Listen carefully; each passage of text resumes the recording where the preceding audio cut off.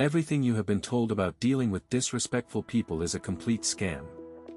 They tell you to stand up for yourself.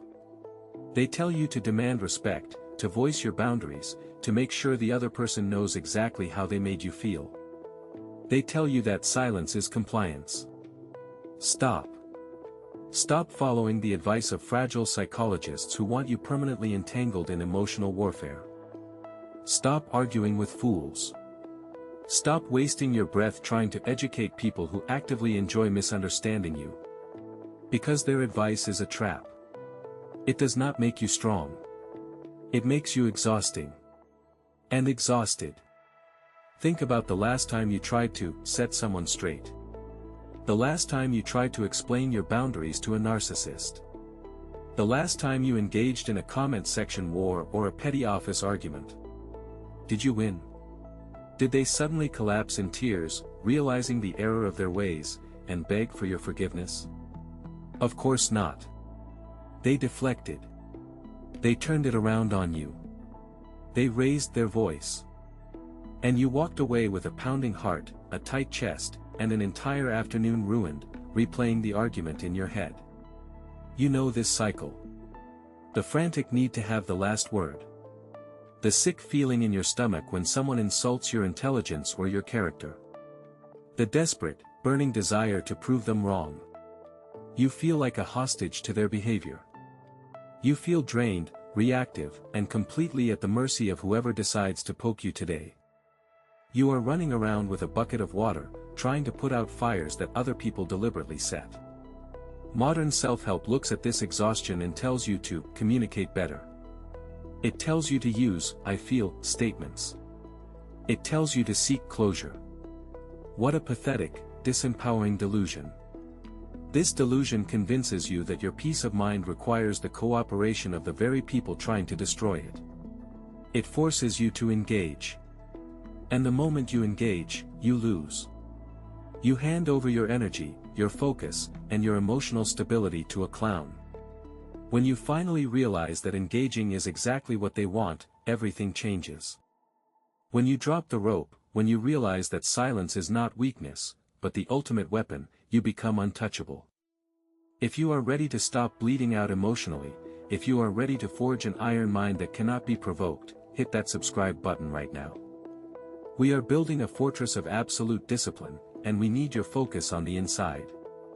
Let's talk about men who understood true power. Let's talk about the Stoics. Let's talk about Cato the Younger. A Roman senator known for his uncompromising integrity. Once, he was walking through the forum when a political opponent walked up to him and spat directly in his face. Did Cato draw his sword? Did he scream about his boundaries? Did he demand an apology? No. Cato calmly wiped his face. He looked at the man and said, "I will swear to anyone, Lentulus, that people are wrong to say you cannot use your mouth." And he walked away. He didn't just ignore the insult, he neutralized it completely. He made the attacker look like an absolute fool. Let's talk about Marcus Aurelius.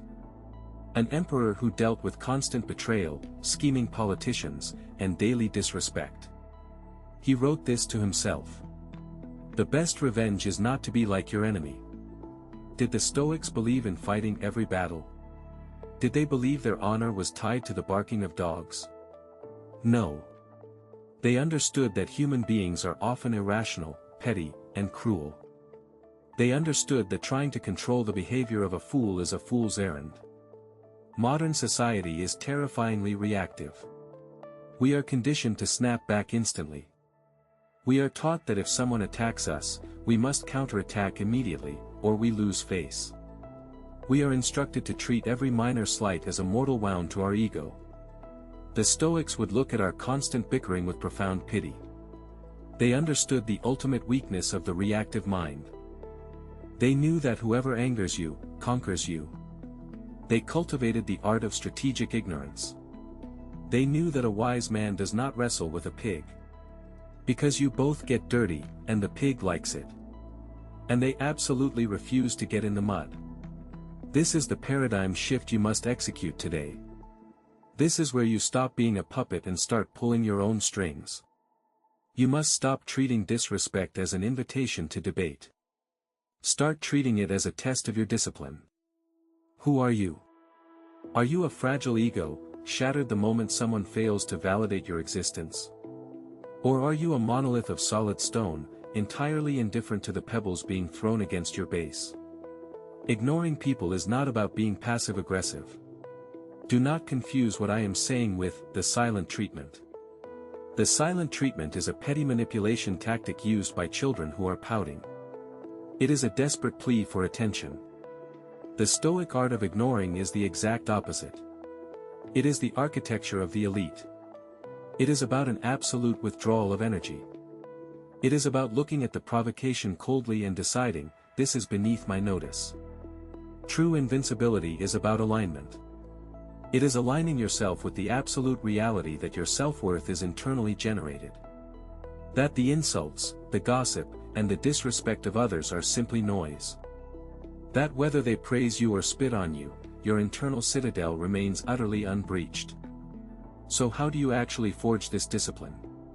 How do you train your mind to look at disrespect and feel absolutely nothing? It requires ruthlessly implementing the laws of the unbothered. First, you must weaponize the void. When someone attacks you, insults you, or tries to bait you, they are throwing a punch. They expect you to block it or throw a punch back. They expect resistance. Resistance gives them energy. You must offer a void. When the insult lands, do nothing. Do not frown. Do not smile. Do not sigh. Look at them with the mild curiosity you would give to a strange insect.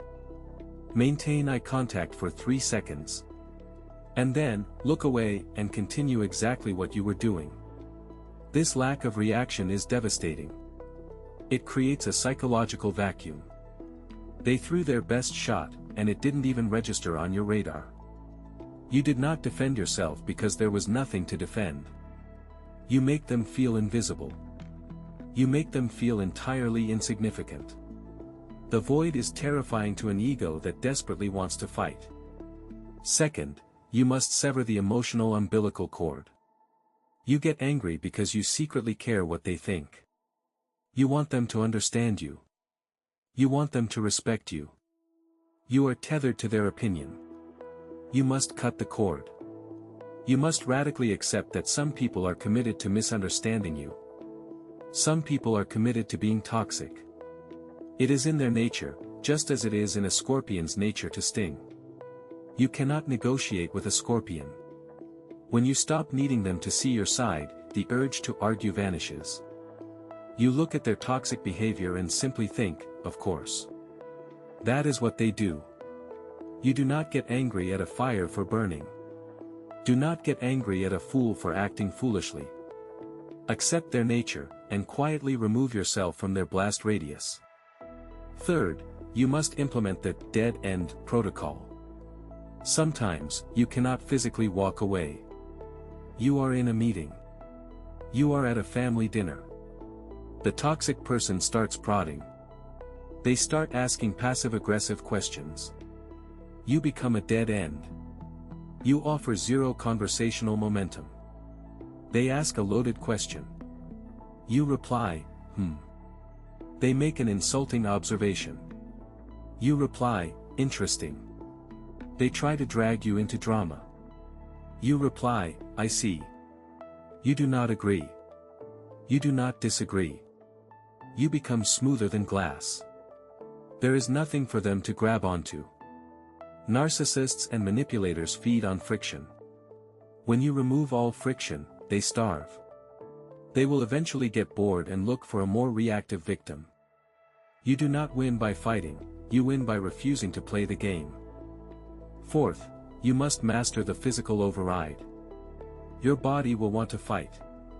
When you are disrespected, your heart rate spikes. Your jaw clenches. Your adrenaline surges. Your animal brain is preparing for combat. You cannot think your way out of this physical reaction. You must use your body to override the alarm. The moment you feel the spike, consciously drop your shoulders. Unclench your jaw. Take a painfully slow breath through your nose. Blink slowly. You are sending a direct biological signal to your vagus nerve. You are telling your nervous system, we are not in danger. We are entirely safe. When your body relaxes, your mind clears. You shift from the reactive animal brain to the strategic commander. You cannot remain furiously angry if your body is completely, totally relaxed. Control the physiology, and the psychology follows. Fifth, you must outgrow them. The ultimate way to ignore someone is to become so intensely focused on your own mission that they literally cease to exist in your world. Why are you distracted by the barking dog? Because you have stopped walking toward your destination. When you are deeply aligned with your purpose. When you are building your business, forging your body, cultivating your mind. The petty drama of average people becomes invisible. An eagle does not concern itself with the opinions of worms. You do not need to cut them off with a grand speech. You just stop looking down. You elevate your frequency. You become so consumed with your own excellence that you simply do not have the bandwidth to process their negativity. Your success, your focus, your relentless forward momentum, that is the loudest silence possible. You have been fighting the wrong war. You have been exhausting yourself trying to train the pigs not to wallow in the mud. You have been trading your precious peace of mind for the worthless prize of being right. It is time to drop the rope. It is time to step out of the mud. You cannot control their words. You cannot control their actions. You cannot control the disrespect they choose to project into the world. But you have absolute, dictatorial control over what you absorb. You can cultivate a mind so dense, so fortified, so utterly grounded in its own reality, that their chaos simply bounces off. Let the fragile continue to argue in the comments. Let them exhaust themselves demanding apologies they will never get. Let them consume endless content about how to magically fix toxic people. You are walking away from the circus. You are stepping into the reality of the Stoics.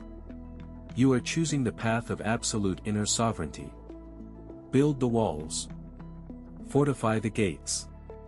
Remain utterly silent amidst the chaos. Do the work.